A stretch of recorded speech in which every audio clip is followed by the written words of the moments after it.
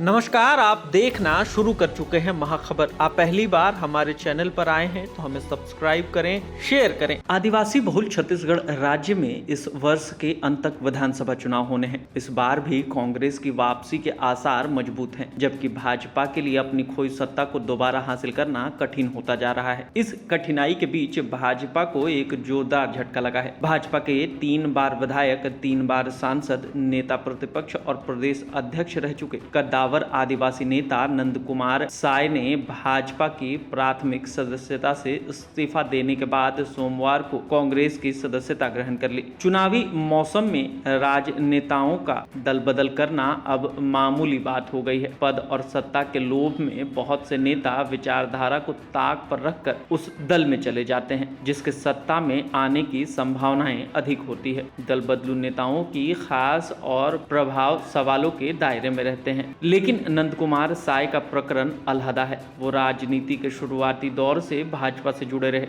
पहले अविभाजित मध्य प्रदेश और फिर छत्तीसगढ़ राज्य बनने के बाद भाजपा की जड़ें मजबूत करने में उनकी अहम भूमिका रही। हिंदुत्व की राजनीति करने वाली भाजपा की पैठ आदिवासी इलाकों में बनाने के लिए नंद कुमार साय ने बहुत मेहनत की। जब छत्तीसगढ़ राज्य बना तो आदिवासी चेहरे को आगे करने के लिए कांग्रेस ने अजीत जोगी पर दांव लगाया। उसके सामने नेता प्रतिपक्ष की कुर्सी भाजपा ने आदिवासी नेता नंद कुमार साय को दी। श्री साय ने अपनी भूमिका से पूरा न्याय किया। स्वर्गीय जोगी के मुख्यमंत्रित्व काल में नंद कुमार साय ने भाजपा नेताओं के साथ रायपुर में विशाल प्रदर्शन किया। प्रदर्शनकारियों पर पुलिस ने लाठीचार्ज किया, जिसमें नंद कुमार साय भी घायल हुए। उनके पैर की हड्डी टूट गई थी। इसके बाद उन्होंने जोगी सरकार के अत्याचार को पूरे प्रदेश में मुद्दा बनाया और इसका ऐसा असर हुआ कि अगले चुनाव में कांग्रेस की हार हुई। अजीत जोगी के हाथ से सत्ता तो गई ही, कांग्रेस को सरकार 15 साल तक विपक्ष में बैठना पड़ा। मध्य प्रदेश और छत्तीसगढ़ में भाजपा को खड़ा करने में नंद कुमार साय की अहम भूमिका रही। 2017 में मोदी सरकार ने उन्हें राष्ट्रीय अनुसूचित जनजाति आयोग का प्रमुख बनाया। इस पद पर 2020 तक रहे,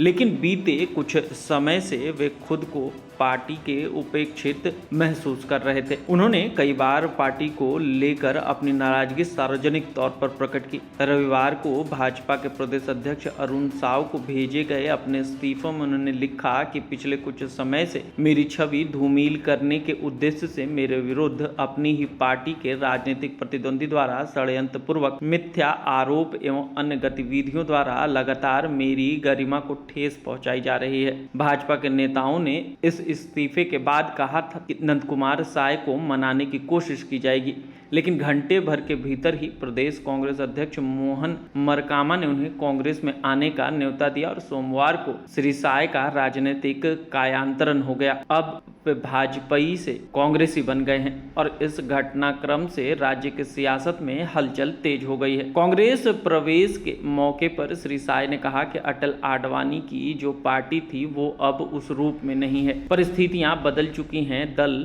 महत्वपूर्ण नहीं है, आम जनता के लिए काम करना है। मिलकर काम करेंगे तो छत्तीसगढ़ अच्छा होगा। उन्होंने भूपेश सरकार की नरवा, गरुआ, धुरुआ, बाड़ी जैसी योजनाओं की तारीफ की और कहा कि इस योजना के जरिए भूपेश सरकार ने गौ का सम्मान किया है। भूपेश बघेल राम वन गमन पथ का निर्माण कर रहे हैं। श्री साय ने भाजपा छोड़ने के पीछे वजह जो भी रही हो, यह तय है कि भाजपा के लिए अब चुनाव में कठिनाई बढ़ेगी। छत्तीसगढ़ में 32% आबादी आदिवासियों की है और 90 में से 29 सीटें आदिवासियों के लिए आरक्षित हैं। पिछली बार भाजपा को आदिवासी इलाके में एक भी सीट नहीं मिली थी, तो इस बार भी जीत के आसार दिख नहीं रहे, बल्कि विधानसभा के आम चुनावों में भी भाजपा के लिए मुश्किल बढ़ सकती है। जबकि श्री साय के कांग्रेस प्रवेश में अब बस्तर से लेकर सुरगुजा तक कांग्रेस को जो मुश्किल पेश आ रही है उन्हें दूर करने में मदद मिल सकती है।